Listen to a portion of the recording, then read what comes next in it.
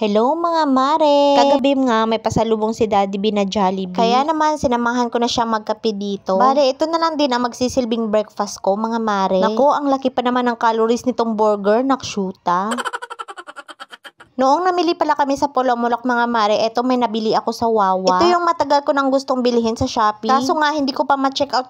Sobrang kailangan ko pa naman ito mga mare. Sobrang gamit na gamit talaga to pag meron kayong damit na may himulmol. At dahil gising na ang ating baby Bryce mga mare, syempre nagpapansin naman dito sa camera. Gustong gusto niya talaga mga mare pagkagising niya ay lalambingin siya. Ibinalik ko nga muna siya doon sa kwarto at pinatingin ng TV. Kaya naman ito, inumpisahan ko na ang pagkuha ng himulmol. Itong black t-shirt pala ni Daddy B mga mare medyo merong himulmol or parang puti-puti na nakadikit. Meron naman akong nabili sa Shopee noon pero sobrang liit na. Nabili ko lang naman ito ng 55 pesos. At meron na din siyang free na dalawang pang refill niya. Pag naubos na yung nakatape niya mga mare, pwede mo siyang lagyan ng refill. At legit talaga mga mare, nakakadikit talaga ito ng mga himulmol. Tingnan nyo naman. O diba mukha ng bago? 11:45 AM nga ang pasukan ni Andrea sa school. Pagkatapos ko siyang paliguan at saka bihisan mga mare, eto susuklayan ko naman yung buhok niya. Abay, meron pang makulit na bata. At dahil kulot nga ang buhok ni Andrea mga mare, unang-una nilalagyan ko muna ng bitres bago suklayin. Sobrang laking tulong talaga ang bitres sa akin mga mare. Hindi lang mabango pero nakakasmooth din siya ng hair. Ganito talaga ang senaryo mga mare pag nandito si Bryce. Lagi talagang nakikialam dito sa camera. Tingnan nyo naman, pasilip-silip pa yan siya. Nakabukas kasi ang kwarto mga mare, kaya ito pwede siya makalabas. Minsan din kasi nabubor din siya sa kwarto sa panonood ng TV. Minsan din kasi mga mare tinutupak yan si Bryce. Pag trip niya yung palabas, walang pakialam sa mundo. Pero kung hindi niya naman trip ang palabas, nako, magdadabog yan sa kwarto. Pag gusto niyang lumabas mga mare, abay pinupukpok niya itong pintuan namin. Pagkatapos ko nga ipitan ito si Andrea, nako, tingnan nyo naman si baby Bryce natin. Nakapatong pa talaga dito sa box ni Andrea. Nagluto na rin pala ako ng mini donut para pang baon ni Andrea mga mare. Ito naman kasi ang trip niyang baunin. Pag hindi mini donut yung baon niya mga mare, biscuit naman yung kinakain niya or binabaon niya. Pero dahil meron pa naman akong mixture ng mini donut dito, eto, ginawan ko na lang din siya ng kanyang baon. Napapansin nyo ba mga mare na itong jersey na damit ni Daddy B, ito yung suot ko. Itong maluluwang na mga damit kasi mga mare, ito yung gusto kong suotin pag dito lang sa bahay. Mas dito talaga kasi ako komportable. Habang ako'y nagluluto naman ng mini donut dito, meron namang umaakyat na bata dito sa Gedli. Palapit na nga ang oras, dalian ko na ang pag-prepare ng kanyang baon. Itong maliit na baonan na lang ang nilagyan ko ng mini donut. Ito lang kasi ang gusto niyang baunin mga mare. Syempre hindi mawawala ito yung paborito niyang Dutch meal. Naging paborito na din ni Bryce itong kainin ng mini donut mga mare. Kahit walang sauce mga mare, ay naku, kakainin talaga niya yan. At dahil nakaalis na nga si Andrea, nag-prepare naman ako ng merienda namin ni Bryce. So eto na lang din ang magsisilbing pananghalian ko. Sayang naman kung hindi ko kakainin, ito lang naman yung sobra sa niluto ko. Pag wala na dito si Andrea sa bahay, eto makafocus na ako sa pagbabantay kay Bryce. Medyo wala sa mood si Bryce ngayon mga mare kasi nga nagtatai siya. Pag ganitong senaryo talaga mga mare, medyo kinakabahan na naman ako. Kaya ito, sinamahan ko na siya dito sa kwarto. At kita nyo naman, sobrang dikit yan sa akin. Manonood lang yan ng TV mga mare, pero tingnan nyo naman ang posisyon. Ayaw na ayaw talaga akong pakawalan. Nakshuta.